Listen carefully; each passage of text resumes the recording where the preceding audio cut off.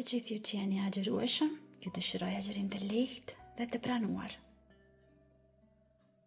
Vazhdojmë tani me përgatitjen. Sot do të përgatisim kofsha pule të pjekura në furrë me pilaf dhe supë.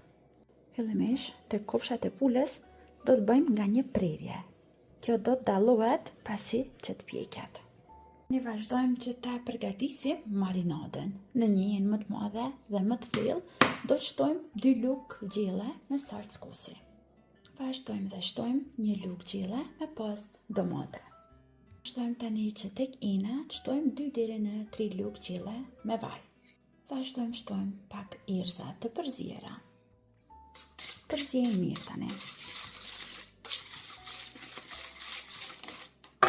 Tani kofshat e pules i renditim në tepsi dhe sipër do t'i lyejmë me salcën cilën e përgatitëm. Në këtë mënyrë edhe do të pjeken edhe do të ruajnë butësinë. Do të bëhen krokante nga jashtë me ngjyrë të bukur, por të buta nga brenda. Vazhdojmë tani kofshat e pules t'i fusim në furrë. Furra është e parangrohur në 220 gradë, do të vazhdojmë që t'i pjekim diku parafërsisht 30 minuta. Me çka shkojnë më shumë kofshat e pules se sa me pilaf. Marrim 2 gota nga 200 ml me oriz. E bëjmë matjen para se ta lajmë orizin. Vazhdojmë tani që ta pastrojmë mirë dhe ta lajmë me ujë për disa herë. Pasi që e kemi pastruar mirë me ujë orizin, e vendosim në një kulloz të tillë që të kullohet i gjithë uji i tepërt. Në këtë mënyrë pilafi na bëhet kokër me kokër i ndarë. Sekreti i një pilafi të mirë është gjalpi.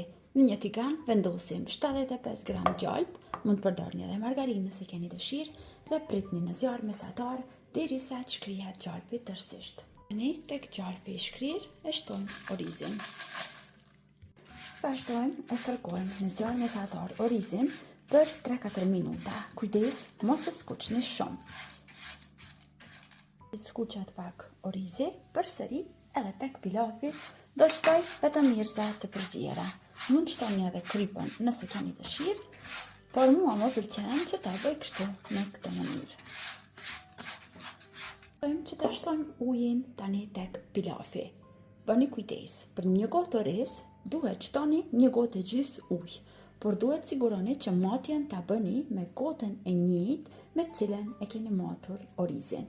Për 2 gota oriz do të shtojmë 3 gota me ujë.